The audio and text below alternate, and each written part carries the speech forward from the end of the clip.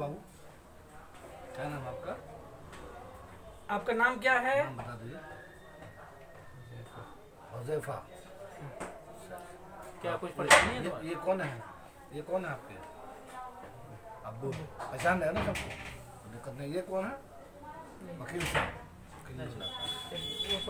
क्या परेशानी है तुम्हें? कोई परेशानी है या डर लग रहा है? क्या डरे हुए हो या अंदर से कोई परेशानी है? क्या है? क्या बताओ। कोई तकलीफ भी दी गई आपको? मारा पिटा भी गया? हाँ, याद नहीं। कुछ भी याद नहीं। कहाँ रहे आप? कहाँ रहे याद है? नहीं याद। यहाँ कैसे आए? आपको क्या था? क्या मिला या किसी ने बताया आपको? आया खुद आया घर? कोई बाहर छोड़ के गया था तुमको? खुद आए? तो कहाँ से आए, कैसे आए, कुछ याद हो? किस जगह उतरे, बताओ। किस सवारी से आए? किसी ने तुमको बाहर लाकर छोड़ा या अपने घर में रखा था हिफाजत से? अच्छा, तुम कहाँ से, तुम्हें कहाँ तक याद है कि तुम कहाँ से गायब हुए थे? क्या याद है तुम्हें? बताओ। हाँ, पुल पे कौन पर तुमको उठा लिया था?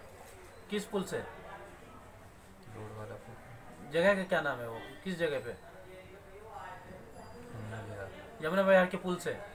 कोई आदमी मिला था तुमको? तो फिर किसने उठाया? पुलिस ने उठाया या किसी आदमी ने उठाया? तो कैसे, मतलब क्या बेहोश हो गए वहाँ या क्या था? कुछ भी नहीं याद है। कोई आंख में पट्टी लगा दिया था तुम्हारे? कुछ आंख पट्टी बांधा था? अच्छा, फिर छोड़ दिया उस आदमी ने तुमको? कितने रखा आपने?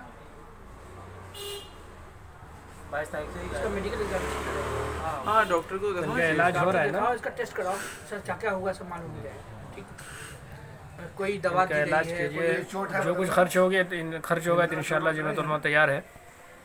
इनका मेडिकल एग्जामिनेशन कराइए। इसको कोई जहर दिया गया, क्या दिया गया, सब क्लियर होगा। ठीक है, बहुत जरूरी है जांच।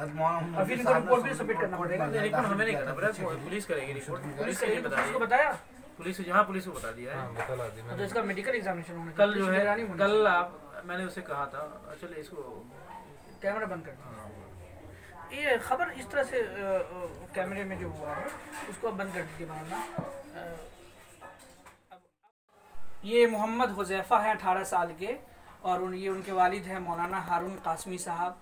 अभी आपको याद होगा अखबारों के ज़रिए से, सोशल मीडिया के ज़रिए से, कि 22 फरवरी से दिल्ली फसाद से 2 दिन पहले से ये बच्चा गायब था।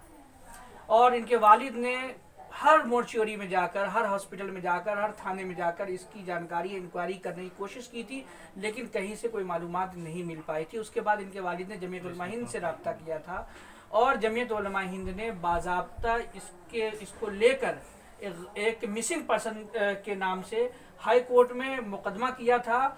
और हाई कोर्ट ने दयालपुर थाना के एसएचओ से कहा था कि 11 तारीख तक इसके बारे में एसएचओ रिपोर्ट दे।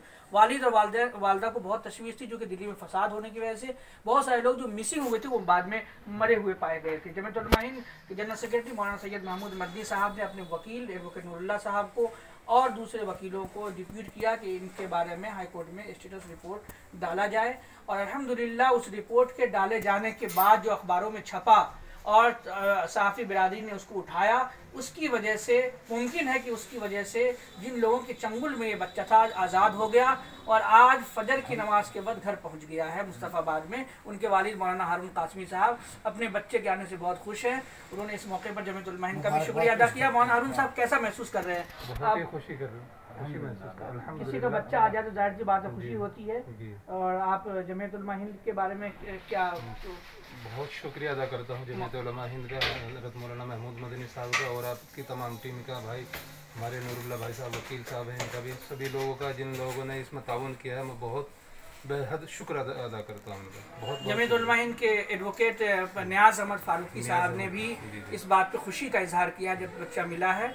उनसे जब बात हुई तो उन्होंने बहुत खुशी का इजहार किया कि अल्हम्दुलिल्लाह हमारा मकसद ये था कि बच्चा सही तालीम आ गया, बच्चा सही तालीम आ गया। तो इस तरीके से बहुत खुशी की बात है कि अजीज़म मोहम्मद हुज़ैफ़ा हाफिज़ था, हाफिज़ कुरान है, ये आज हमारे दरमियान में है और हम सब लोग इनसे मिलने के लिए मुस्तफ़ाबाद में आए हैं। मौलाना कीमती साहब भी तशरीफ लाए थे। मौलाना कीमती साहब भी सुबह में आए थे, लेकिन बच्चे की हालत ठीक नहीं।